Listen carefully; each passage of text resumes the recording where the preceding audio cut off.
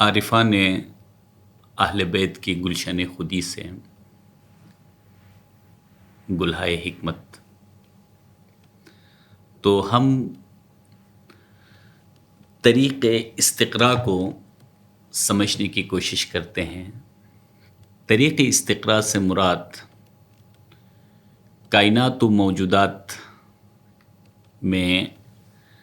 اللہ عز و جل کا ایک قانون ہے۔ تو ایک موجودات کے اندر کسی ایک قانون کو سمجھ کر اسی قانون کو موجودات میں سے کسی اور نوع پر یا جنس پر اس کو اپلائی کرنا۔ مثلا ہم حیوانات میں دیکھتے ہیں، جب ہم حیوان کہتے ہیں تو پھر انسان بھی ایک حیوان ہے، مگر انسان کو حیوان الناطق کہا گیا۔ حیوان الناطق سے کیا مراد ہے کہ انسان کے پاس جو عقل غریزی ہے، عقل ناپروردہ ہے، یا جس کو فطری عقل کہتے ہیں، اس فطری عقل کی وجہ سے انسان کے گفتار کے اندر، انسان کے گفتگو کے اندر ایک معانی ہے، بامعنی الفاظ انسان استعمال کرتا ہے، اور یہ صرف اور صرف اس عقل کی وجہ سے ہے۔ مگر یہ عقل انسان کو کیا اس کی محنت سے ملی؟ خود کسی کوشش سے انسان نے اس کو حاصل کیا، یا یہ اللہ رب العزت کی طرف سے عطا ہے؟ ہم دیکھتے ہیں کہ حیوانات میں سے، جنس حیوان میں سے نوع انسان کو یہ عقل عطا کی صورت میں حاصل ہوئی ہے۔ تو پھر یہی قانون نوع انسان کے اوپر بھی طریق استقراء کے مطابق اگر اس کو اپلائی کرتے ہیں تو نوع انسان میں بھی ایک خاندان کو خدائی امر کے لیے، آسمانی علم کے لیے منتخب کیا گیا ہے، جس کا ذکر قرآن مجید کے اندر ہے، ان اللہ اصطفیٰ آدم و نوح و آل ابراہیم و آل عمران۔ تو لہٰذا تمام حیوانات کو چھوڑ کر، جس طرح انسان کے پاس فطری عقل ہے، تمام انسانوں کو چھوڑ کر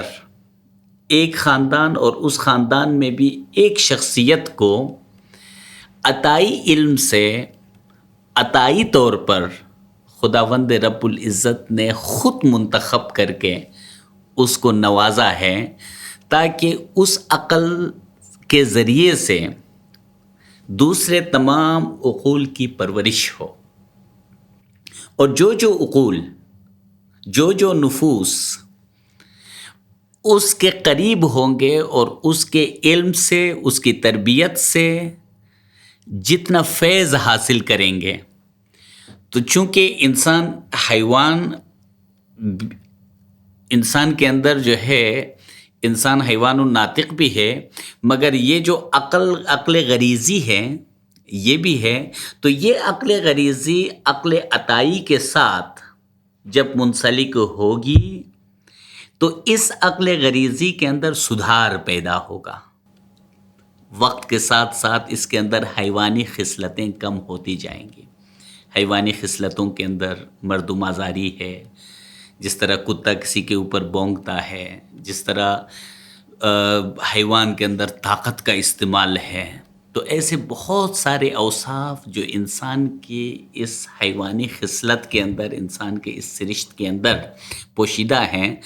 تو عقل کی اس پرورش کی وجہ سے، عقل عطائی کی اس پرورش کی وجہ سے آہستہ آہستہ انسان کے اندر یہ حیوانی خصلتیں کم سے کم تر ہوتی جاتی ہیں،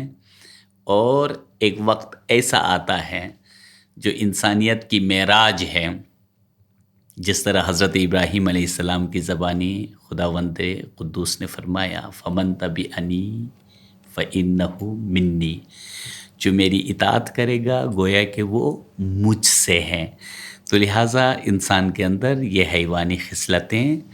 اس عقل عطائی کی پرورش کی وجہ سے ہوتے ہوتے ہوتے مکمل طور پر یہ حیوانی خصلتیں ختم ہو سکتی ہیں، اور جس ہستی کو اس عقل کی پرورش کے لیے چنا گیا ہے، لہٰذا یہ عقل بھی اس عقل کامل کی اطاعت میں ان اوصاف کو اپنی ہستی میں، یہ نفس اور یہ عقل اپنی ہستی میں اتار سکتی ہے۔